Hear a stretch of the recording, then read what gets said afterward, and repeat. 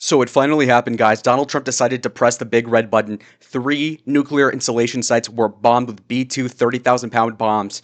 Just now, Donald Trump basically made what everybody thought was impossible, a محندگازی possible World War III, شاهینو by the way, زدن. made it a reality. Let's look into what actually happened.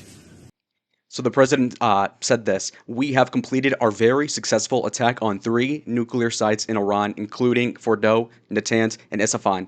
All planes are now outside of Iranian airspace. A full payload of bombs were dropped on the primary site, Fordow. All planes are safely on their way home. Congratulations to our great American warriors. There's not another military in the world that could have done this. Now it is time for peace. Thank you for your attention to this matter."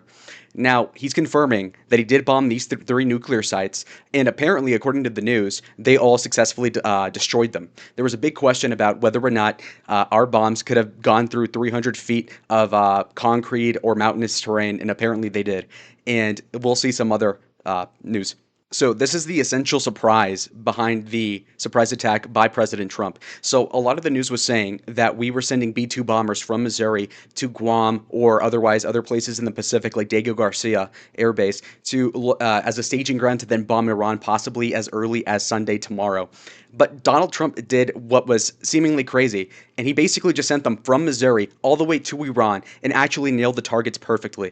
In fact, there was this whole national security conference that was supposed to happen today, this afternoon, and that was basically just a formality to give the Iranians the impression as if we were going to attack them some later date, but it was just now.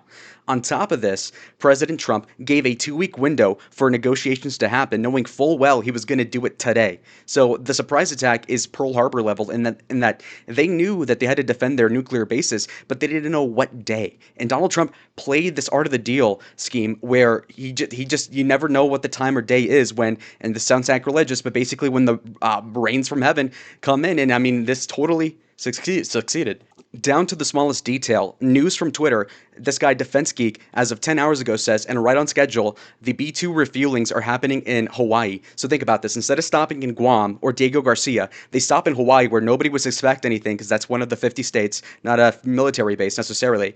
And that's the element of surprise that made this work.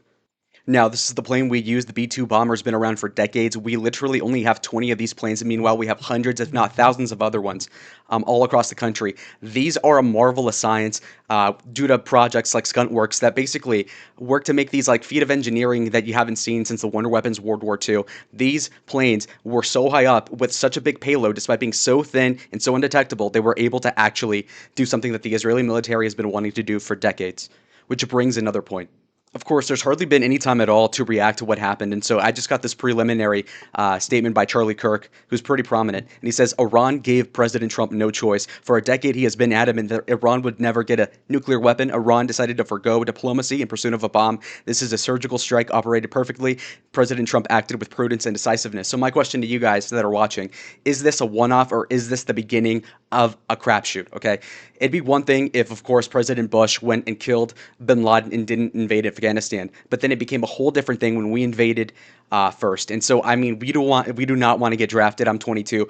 I don't want to fight over there, and so I'm just really, we might say worried. I'm trusting the plan, but another worrisome problem is that Donald Trump is evidently, and maybe it's not him, but other people are trying to ice out folks such as Tulsi Gabbard, who are very populist and anti-war, and instead are obviously more neocon types. And so, if the people that are in his ear are they more militaristic, and if so, is that a good thing? Probably not.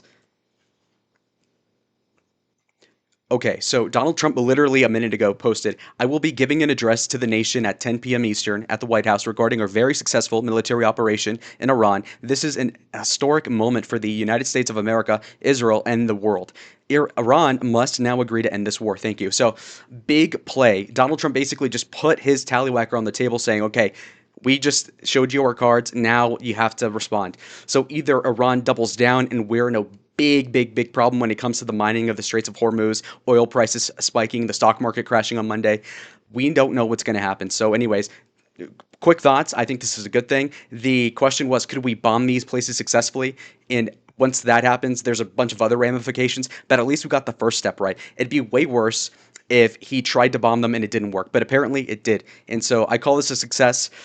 hopefully it pans out that way. So, anyways, we're trusting the plan. Subscribe if you want more news like this. Like the video if you liked it. Comment down below what your thoughts are. This is really a time capsule in history. So, anyways, I'll see y'all in the next one. Adios.